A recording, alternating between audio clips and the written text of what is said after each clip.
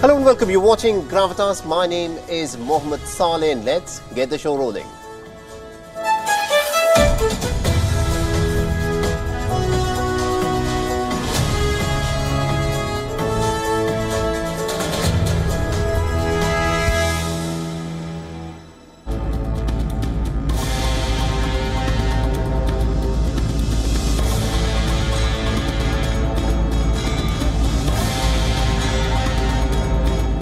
ये मेरी समझ के मुताबिक तो बिल्कुल ये मिलिट्री कोर्ट का केस है।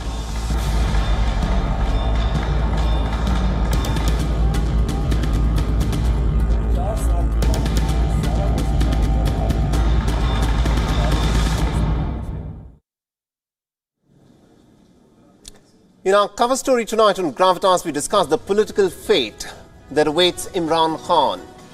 At this moment, what is interesting is this. Imran Khan is still the most popular political leader in Pakistan. From being a nominee of the Pakistani army, the legendary cricketer turned politician is now fighting arguably the most difficult battle of his political career. But make no mistake about this. A popular leader does not always rule in Islamabad. The one who has got the backing of the Rawalpindi does. And quite clearly, Imran Khan no longer has the backing of the generals of Rawalpindi. In the aftermath of the violence that broke out on the 9th of May on WION, we've been telling you as to how Imran Khan's options have now narrowed down. It is either jail time or exile for Imran Khan. But Imran Khan and his wife are already on a no-fly list, and Pakistan's Interior Minister Rana Sanaullah has got a pretty ominous question. Now, as the supporters of Imran Khan targeted military installations, why is it not that Imran Khan should not be tried in a military court? So what does this mean for the most popular leader in Pakistan at this moment? Now, for someone who was gunning to fight the elections and to win the trust of the majority at the ballot box, what is now becoming increasingly clear is that the fate of Imran Khan is likely to be sealed in a military courtroom. And also on the show tonight, we'll be taking a look at what is happening in China. Because China is back in the limelight for the oppression of its religious minorities. A 13th century historic mosque is at the center of this controversy as videos of protesters clashing with the police have now gone viral on social media. The local people had gathered to prevent the demolition of the mosque's dome. The atheist Chinese regime claims that it allows religious freedom for the people within China. But this is yet another stark reminder of how the Chinese government wants to stamp out the religious identity of its minorities. Meanwhile, in Russia, there's been yet another daring attack where Ukraine has struck at oil refineries deep inside the Russian territory, sparking off a major fire in one of the oil refineries. Now, this, remember, is the third such drone attack deep inside Russian territory, highlighting as to just how vulnerable Russia is if Ukraine also resorts to a campaign of drone attacks deep inside the Russian territory. But the bigger question is this: how happy are the Western nations with such deep drone attacks inside the Russian territory, especially because from the beginning of this war, the West has been parroting a line. The West has been saying that the weapons that it is supplying for Ukraine are meant only for the defense of Ukraine to be used on Ukrainian territory and not to target Russia in its territory. So what has changed now? We'll also be taking a look at North Korea's spy satellite launch, which ended in failure, but not before it sparked a major scare in the capitals of South Korea and Japan. But the question is also this: why does North Korea now feel that there is an urgent need for it to develop a spy satellite? And also, when every major power in the world boasts of spy satellites orbiting planet Earth, why is it that the United States and South Korea are opposed to the idea of Pyongyang having a spy satellite of its own? And lastly, this is a question that I'm sure every parent will be asking themselves: what kind of a parent are you? Do you really look after your child, or do you overprotect your child? You see, the simple fact is this: being overprotective of your child may give you the satisfaction of being a good parent. But on the flip side, what it does is it robs your child of being independent and taking independent decisions. And we'll tell you that it is important to give your children the space that he or she needs. But let's start with our cover story. And this, of course, is what is happening in Pakistan, where Pakistan appears to be gunning for its biggest political target of the season. And it has brought out its most lethal weapon against Imran Khan. Now, Pakistan's Home Minister Rana Sanaullah has said that Imran Khan will have to face the military court, the charge abetment to terrorism against army officers and the army's assets on the 9th of May. Now, this is more trouble for Imran Khan. His party is already under siege. The army has forced several leaders of the Pakistan Tehreek-e-Insaf to either leave the party or politics or both. Now, thousands of the PTR workers are already behind bars. Imran Khan and his wife are under investigation on numerous charges of corruption. Imran Khan is on a no-fly list along with his wife, and now this is what is going to happen. Imran Khan potentially at this moment could be tried by the same generals that Imran Khan for the last several months has been attacking and critiquing as his and as his nation's enemies. Now, Pakistan's Interior Minister Rana Sanaullah said on Tuesday in an interview to Dawn that Imran Khan was the architect of the violence that broke out on the 9th of May. He accused him of personally masterminding and orchestrating the unrest that took place after his arrest and of instigating the attacks on military facilities across Pakistan. When asked about the future course of action, whether the military should hear the cases against Imran Khan, this is what Rana Sanaullah have to say. तो ये अगर तयशुदा था रान साहब, तो military installation पे जो हमले थे जो आप कह रहे हैं वो भी इमरान खान साहब तय करके गए थे, तो फिर मिलिट्री कोर्ट में मुकदमा चलेगा उन पर? जी बिल्कुल, क्यों नहीं चलेगा। जो उन्होंने मिलिट्री इंस्टॉलेशंस को निशाना बनाने का उन्होंने प्रोग्राम बनाया और फिर उसके ऊपर अमल करवाया, तो ये मेरी समझ के मुताबिक तो बिल्कुल ये मिलिट्री कोर्ट का केस है। The army has already put 33 of Imran Khan's supporters on trial. The charges include entering sensitive defense installations, trespassing within the residences of key military leaders, and also stealing data that could compromise national security. Imran Khan, being the quote-unquote architect of this chaos, could face the same charges. So what does a trial in a Pakistani military court even mean? Let's try and explain this to you. Now, once the case reaches a military court, then a judge, advocate general, or a JAG branch person who is from the military but specializes in law will oversee the case. Now, the case is heard under military clauses, and the person has the right to have a lawyer from a certain panel of impartial lawyers. Because not every lawyer specializes in military practices, the case then goes on as it does in any other court. It helps to look at Pakistan's history to get an idea. You see, what's happening to Imran Khan at this moment bears an eerie resemblance to what happened with Zulfikar Ali Bhutto back in the 1970s. In 1977, the army unseated Bhutto from power. The political opponents that he had hounded and also the parties that he had banned, they all made common cause with the regime of General Zia-ul-Haq. And within 2 years of his ouster, he was hanged until death after a verdict that was delivered by the civilian courts. If the past is anything to go by in Pakistan, then the army may have already sealed Imran Khan's fate.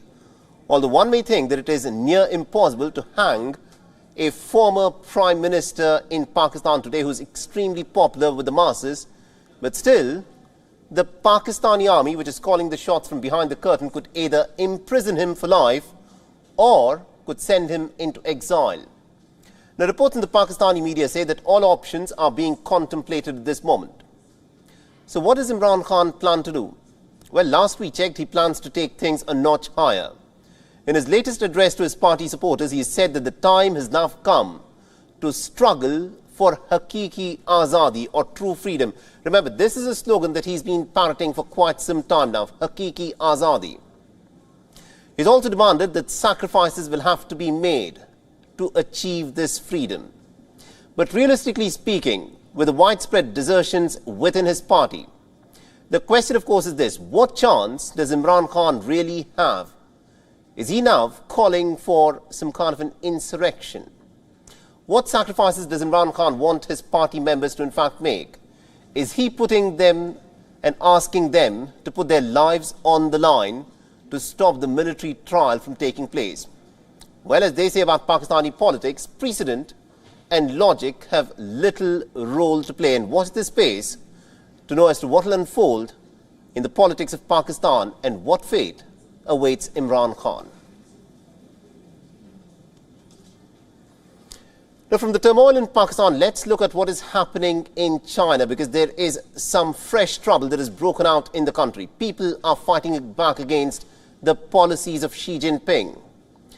Thousands of them are out on the streets, men, women and children. The protesters also clashed with the police. Take a look.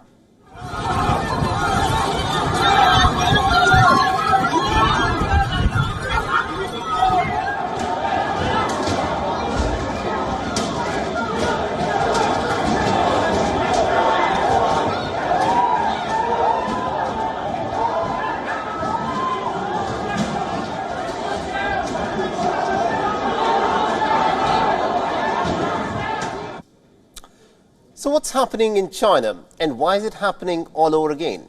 Now, some sections within China are rising against the state's oppression of the minorities. The oppressed minorities are fighting back. Now, China, you see, wants to dismantle this mosque. Now, the mosque at the center of this controversy is the mosque at Najiaying. Now, this is where it is located in the town of Nagu in China's Yunnan province. Najiaying is an important hub for Islamic culture in Yunnan. It is also the historic home of the Hui people, who are predominantly ethnic Muslim groups. The historic Najiaying Mosque was built sometime in the 14th century, and now China wants to break down parts of this mosque, especially its dome. So why does China want to demolish a part of this historic mosque? Well, it says illegal construction. In 2020, a Chinese court had said that some of the recent constructions in the mosque site were illegal. So what constructions are these? Principally, what is being targeted is the dome of this mosque and the minarets. You can see the green dome in this picture and also the minarets. What exactly is illegal here? Are the minarets too tall? Is the mosque on a flight path? Is there an airport nearby? Actually, there isn't. We checked. So what's the problem? Now, last Saturday, the police officers dressed in riot gear surrounded the mosque. They blocked the entrance. They stopped the worshippers from entering into the mosque premises. Tensions escalated and clashes followed.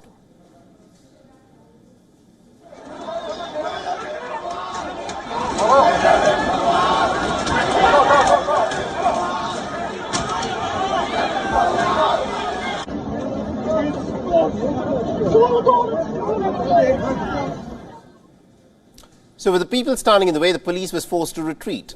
The worshippers managed to enter the mosque and then started taking turns to guard their place of worship. What happened then? The Chinese authorities picked up some people from Nagu. The others were issued a stern warning. While the mosque was not mentioned, the people of Nagu were told to, quote-unquote, immediately stop all illegal and criminal acts. Now, as we speak, the local authorities have opened a case into what they are calling as the disruption of social management and order. The residents of Nagu have been given until the 6th of June to surrender themselves and turn themselves in. The people are being encouraged to turn on each other and report those whom they saw clashing with the cops.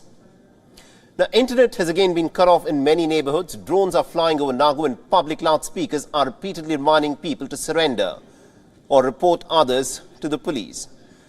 Now, do you really believe that all of this is because of some kind of illegal construction in the mosque? Or is there more to this story?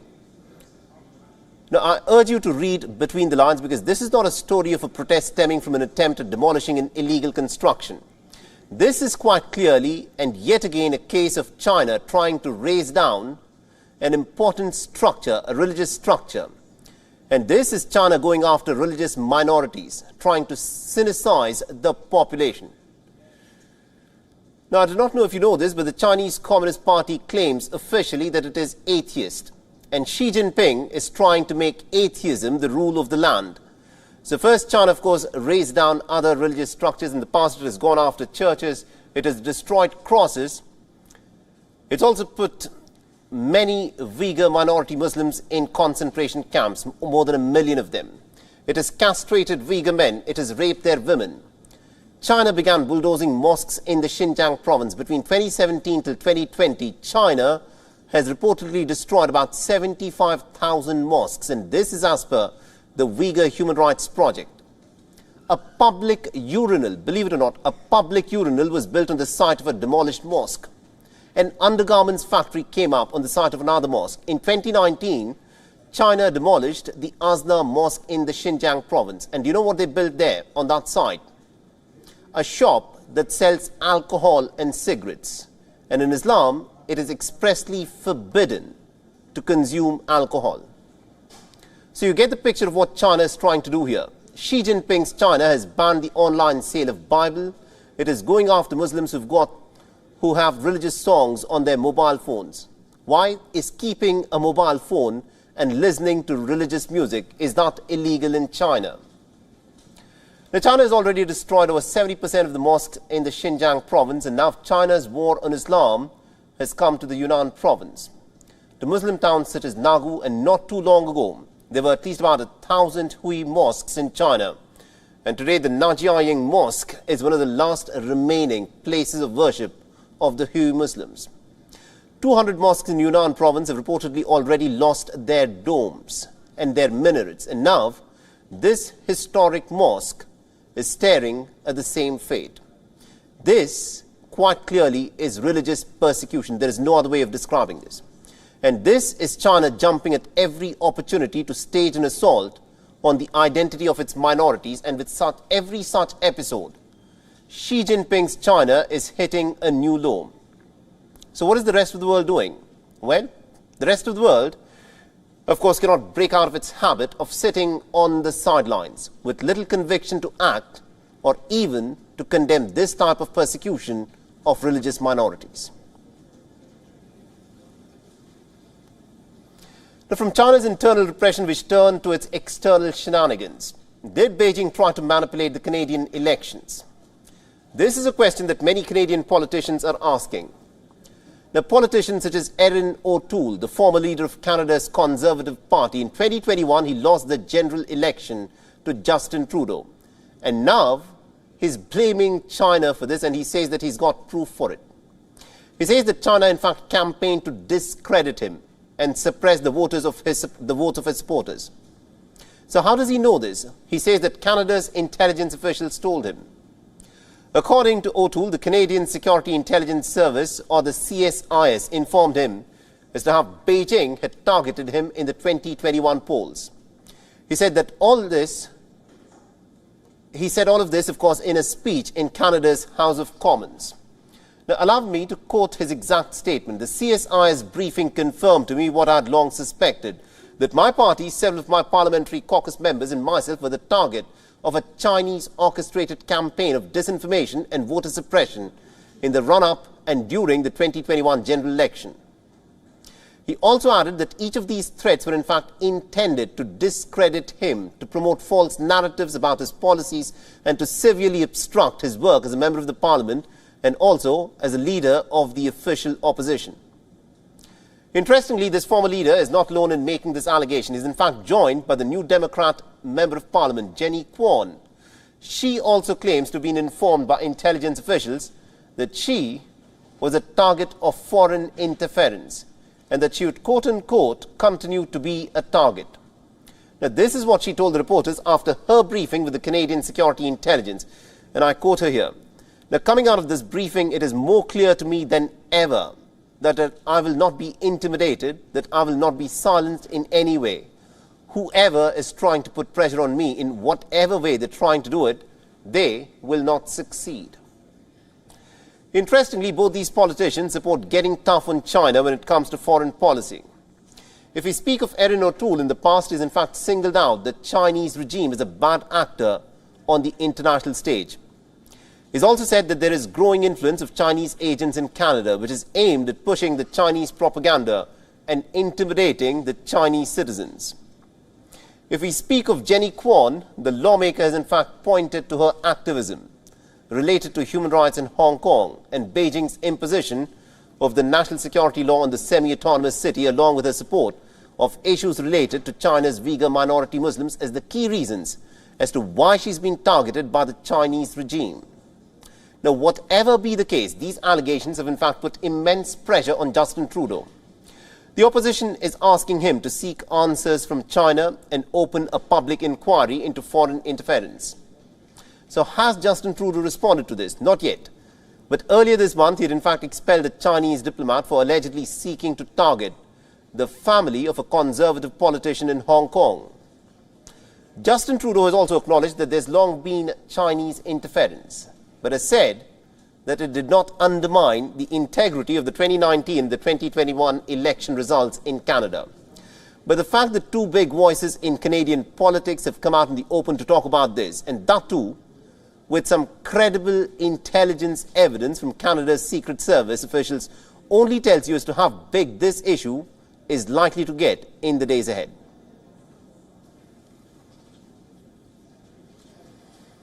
Let's now talk about mass weddings. This is a phenomenon that is vastly prevalent in India and indeed in some other parts of the world. And India, interestingly, has also set a new world record in its mass weddings.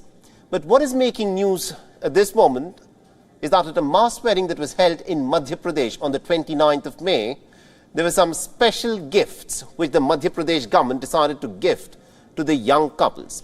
Now imagine you're getting married. What type of gifts would you want to be given to you?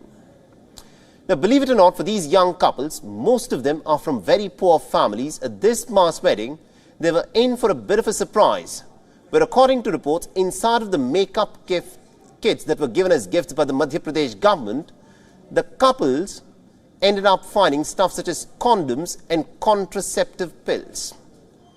So how ethical is it to give contraceptive pills and condoms? It is important to push for and also to enlighten the public, especially the youth, about the importance of having contraceptives, using contraceptives.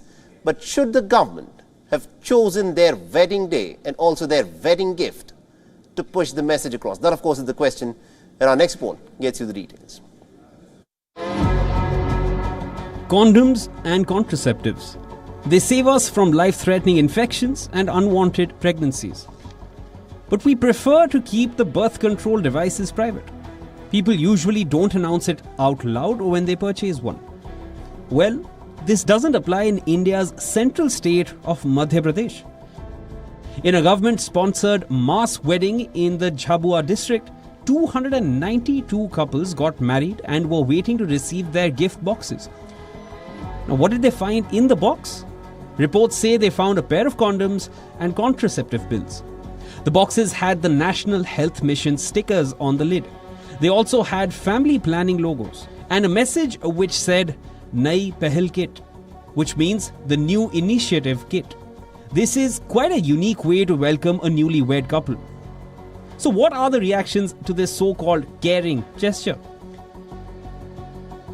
Opposition parties have heavily criticized the move. They say that although they support family planning, this was not the time or place to take up such initiatives. In its defense, the government has said that contraceptive devices will spread public awareness. This comes under a marriage scheme called the Mukhya Mantri Kanya Vivah Yojana, a scheme which gives financial help to economically disadvantaged couples, but the scheme has come under fire. Last month, reports say brides had to take pregnancy tests at a mass wedding. An official justified this absurd practice, saying that the tests were meant to verify the age of the bride and the groom. The controversial move was allowed under the marriage scheme. So why does India support mass weddings? The ceremonies where multiple couples tie the knot has its own advantages. The events provide economic support to couples, they reduce wedding costs, and also promote social equality.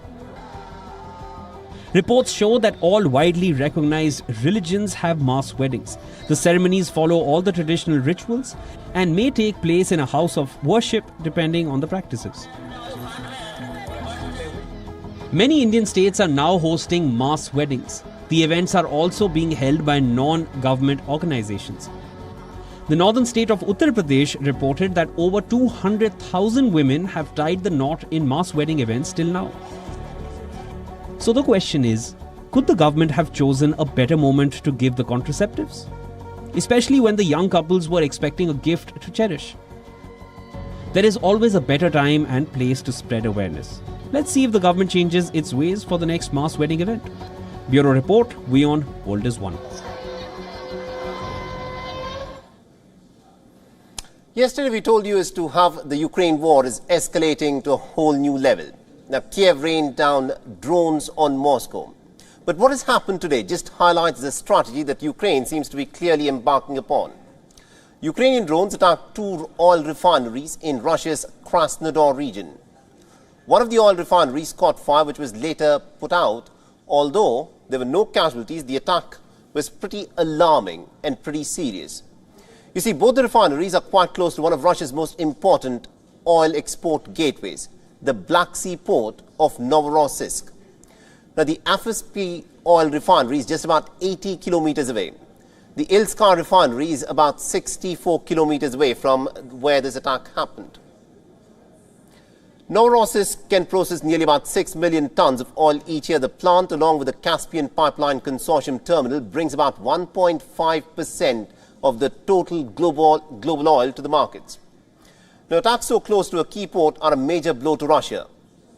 Ukraine, as expected, has denied any involvement in these drone attacks, but of late, attacks deep inside Russia have been intensifying. And that's right, instead of reclaiming Russian-occupied territory in Ukraine, the strategy of Kiev seems to be more focused on the Russian heartland. Is this strategy a part of the much-anticipated counter-offensive that Ukraine has been talking about for several weeks now? If it is, then this can only be described as a low-cost strategy which could result in an unpredictable escalation. And also, more importantly, it goes against everything that the West has been saying about why it has armed Ukraine and also the Western strategy for Ukraine to fight back against Russia. The Russian forces are entrenched along an extended line in Ukraine's east and south. Places such as Bakhmut, Luhansk and Kherson are heavily fortified. Now, instead of focusing on these territories, Ukraine seems to be interested in hitting deep inside the Russian territory at this moment. Now, these are areas that are relatively defenseless. This quite clearly violates the West's conditions of supplying weapons. The United States and the United Kingdom had strictly said that their weapons must be used only for defensive purposes to retake the Ukrainian territory that has been taken over by the Russians. But now, Kiev is crossing quite a few red lines. It has attacked refineries in this round of attack. Wealthy districts of Moscow have also come under the rain of drones.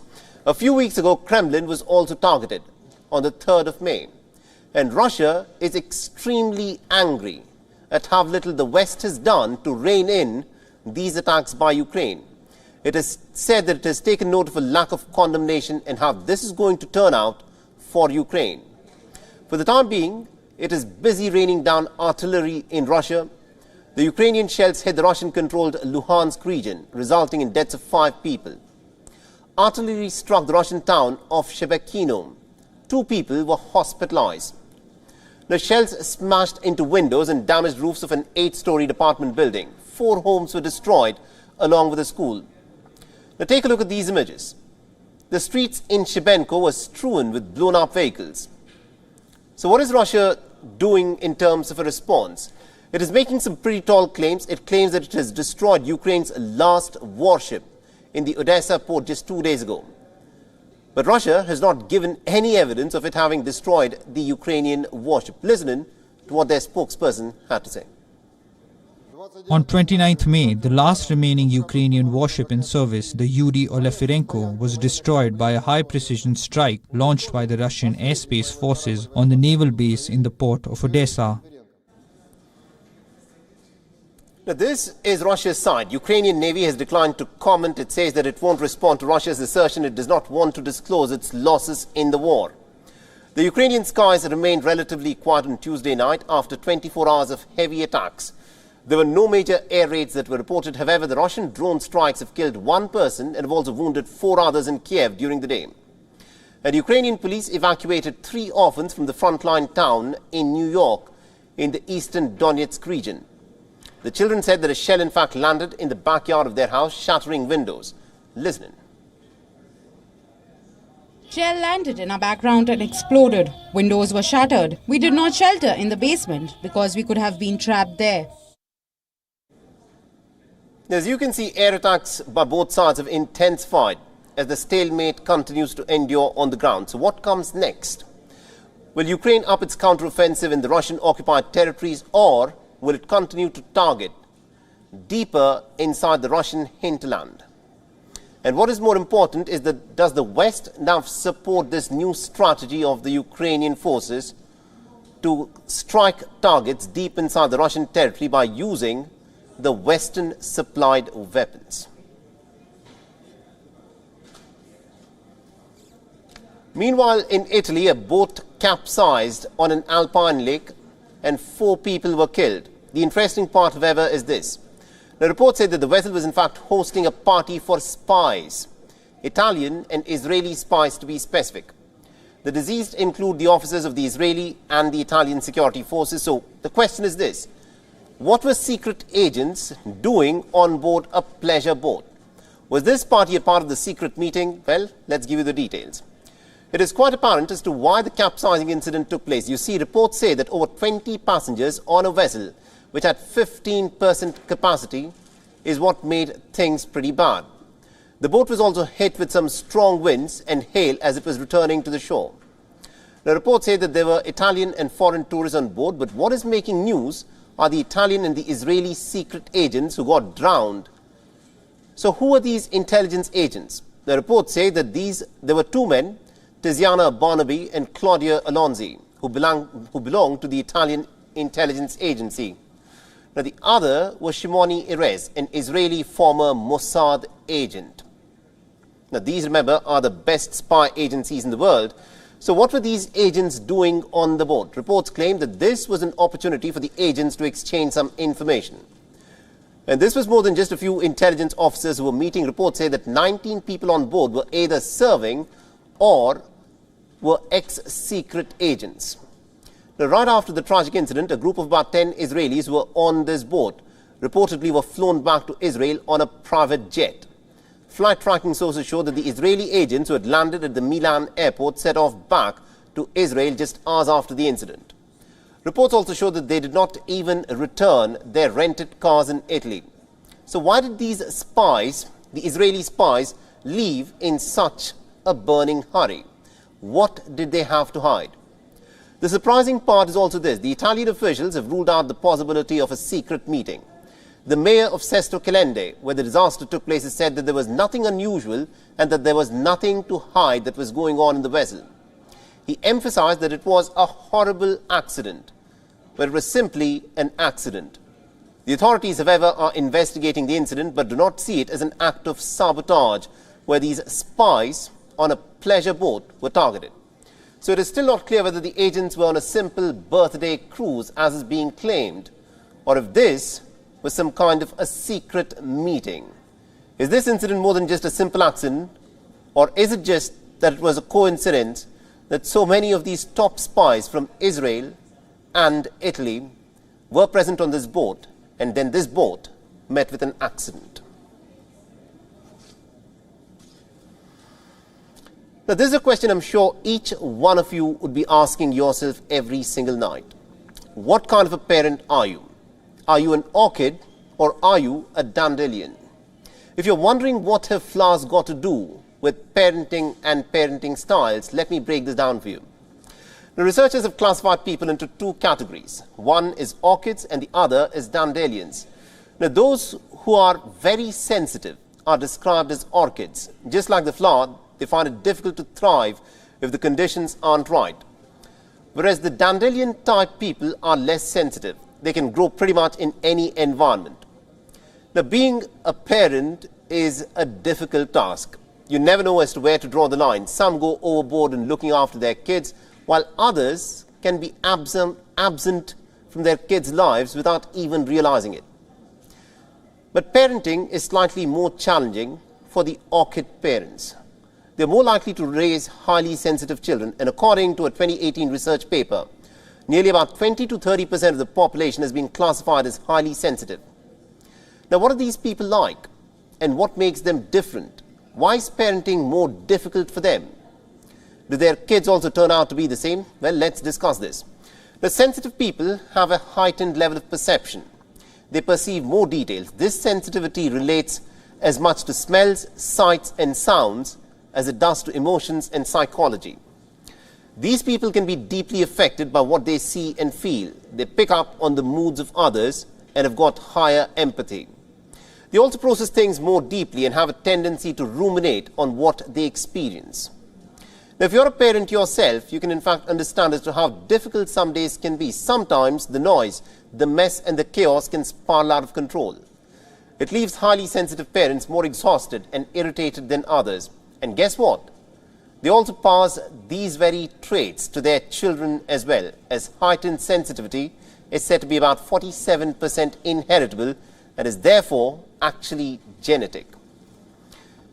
Now, the children of these sensitive parents tend to be easily overstimulated. They flinch on hearing something gruesome, and it can be physically painful for them to be in a noisy environment. They find it extremely stressful to sail through the adverse situations.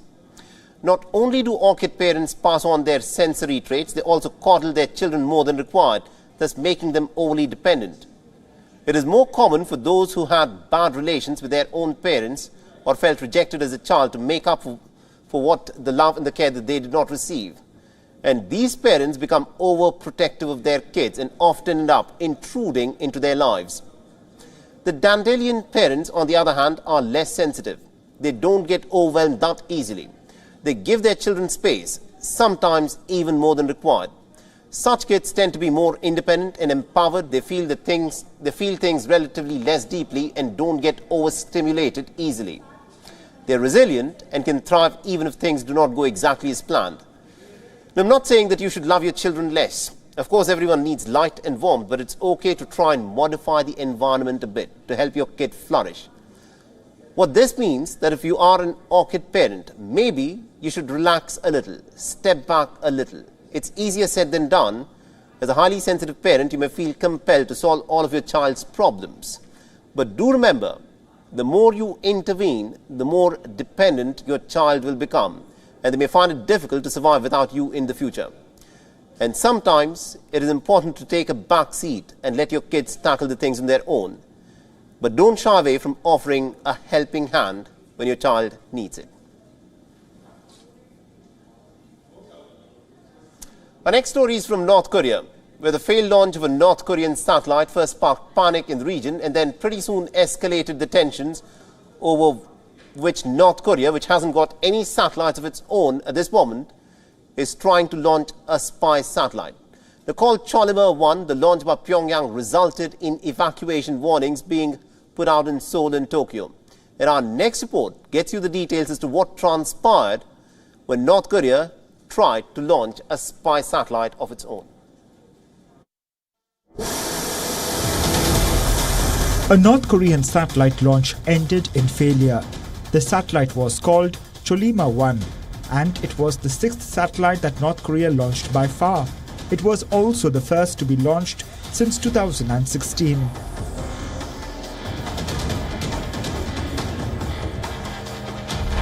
As per agencies, the satellite malfunctioned in its second stage. The launch rocket failed because of instability in the engine and fuel system. As a result of this, the booster and payload plunged into the sea. This satellite was supposed to put North Korea's first spy satellite into orbit. But its launch sparked emergency warnings on the southern Japanese island of Okinawa. And in the South Korean capital Seoul, where the city briefly issued an evacuation warning. People panicked. They were alarmed until both alerts were lifted. This failed launch is a setback for the North Korean leader Kim Jong-un, who has been trying to boost his military capabilities amid rising tensions with the United States and South Korea. However, despite this failure, North Korean officials have vowed to conduct a second launch as soon as possible. This is suggestive of the fact that Kim Jong-un remains determined to expand his weapons arsenal and apply more pressure on Washington and Seoul. The South Korean military fished out an object after this launch. It is presumed to be part of the crashed rocket and was found in waters 200 kilometers west of the southwestern island of Yeocheong-do. The Defense Ministry later released photos of a white metal cylinder it described as a suspected rocket part. This situation of panic went so bad in parts of Seoul that it triggered calls on social media for the mayor, Oh Si-hoon, to resign. The mayor defended the decision to issue the alert, saying that the city had judged that immediate action was necessary. Further, he told the press, "This emergency text may have been an overreaction, but there can be no compromise on safety." The launch also attracted global reactions. The United States strongly condemned this launch. It went on to say that this launch involved technologies that are directly related to North Korea's missile program and risks destabilizing the security situation in the region and beyond. This launch also faced criticism from the United Nations.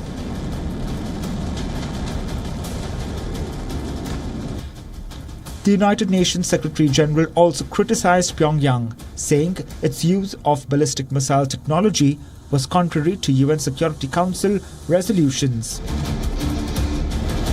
After the situation settled in Japan and South Korea, officials from the US, Japan and South Korea got on a phone call and strongly condemned the launch. Japan's foreign ministry said the three countries will stay vigilant with high sense of urgency.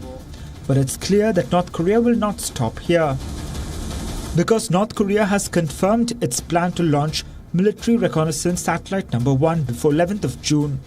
It has also confirmed having told Japan of its plans in response to this launch. Japan has put its missile defenses on alert and has said that it will shoot down any North Korean projectile that threatens Japanese territory. Prime Minister Fumio Kishida's office has released an official tweet where they have issued an emergency alert following North Korea's plans. Since 1998, Pyongyang has launched 5 satellites, 3 of which failed immediately. 2 other satellites apparently were put into orbit, but signals from them have never been independently detected, indicating that they may have malfunctioned. Bureau Report, WION, World is One.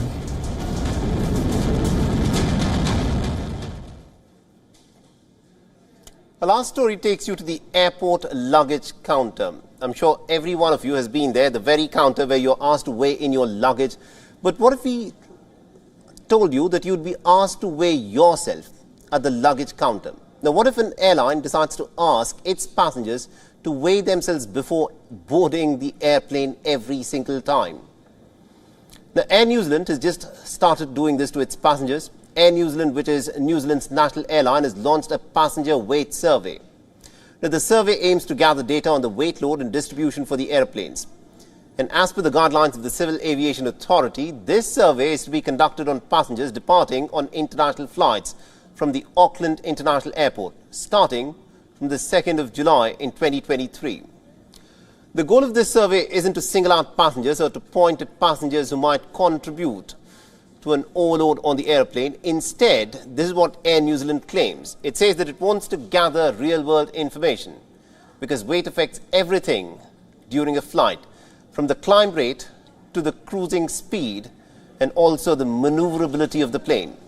And with this survey, the Aviation Authority aims to properly structure weight and balance for flight safety. That's what it claims. Its purpose is to enhance passenger safety mid-flight. Now, this isn't the first time that Air New Zealand has launched a survey like this. Domestic passengers, in fact, took part in a similar survey in 2021, but for international travellers, this will be the first time that a weight survey will be conducted. Since international flights have a longer duration, civil aviation authorities believe that this survey is going to be crucial for international passengers. So what's the process of this survey? Now, once a passenger reaches the airport, the weigh-in takes place before he or she reaches the boarding gate. Now, following this, the passengers will carry on bags are weighed, While the goal is to get the readings from at least about 10,000 air passengers, anyone who does not want to take part in this survey can actually choose to skip this survey. Further, the survey also takes into consideration that for some people, stepping onto the scale in public can be a pretty daunting task.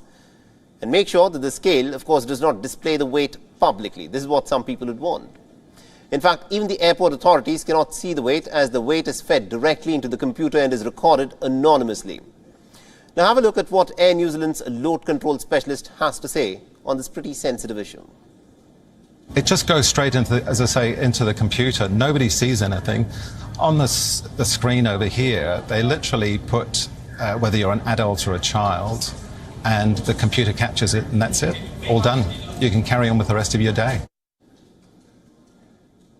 The survey is going to be a month-long affair and will be mandated by New Zealand's Civil Aviation Authority. It is amongst one of the two options that the airport authorities have to estimate passenger weight. The other option is to accept a standard weight set by the authority. Currently, the designated weight for people 13 and above is 86 kilograms. That's about 190 pounds, including the carry-on luggage. That's the average weight of an individual who boards a flight. So the next time you're at an airport, do not shy away if your airline wants to weigh you, because in all probability, they're doing it for your safety. All right, let's also now take a quick look at the global headlines. The German government is revoking the licenses of 4 of the 5 Russian consulates in the country. The move comes in response to Moscow's decision to limit the number of German officials in Russia to 350. A spokesperson said, adding that the withdrawal is to be completed by the end of the year. German consulates in Kaliningrad, Yekaterinburg and Novosibirsk will be closed, leaving only the German embassy in Moscow and the consulate in St. Petersburg in operation.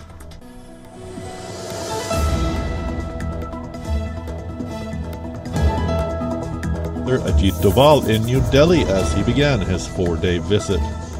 The India visit is Doval's first foreign trip since he was elected Prime Minister again in December.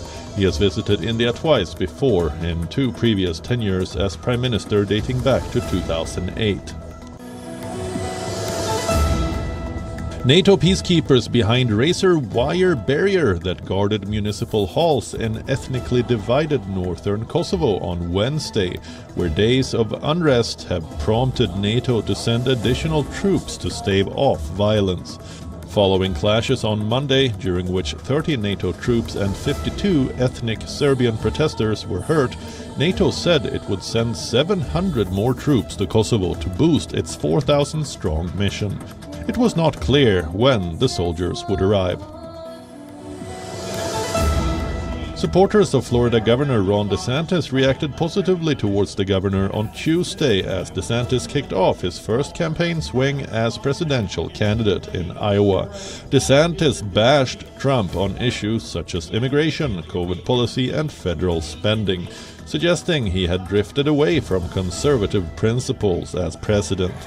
Trump, the frontrunner in the Republican race, recently assailed DeSantis' handling of the COVID pandemic when DeSantis resisted federal mask and vaccine mandates.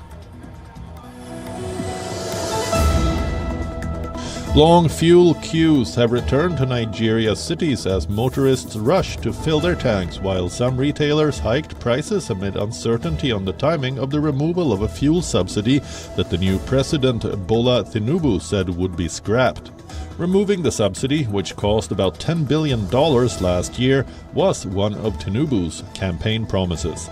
He inherits an economy grappling with anemic growth, record debt, foreign exchange shortages, high inflation, poor power supply, and failing oil production due to crude theft and underinvestment.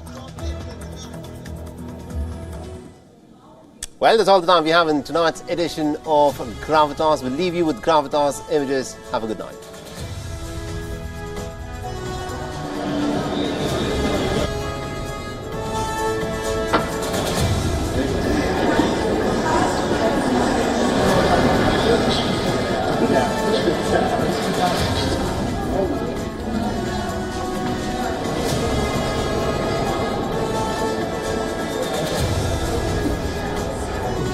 Okay.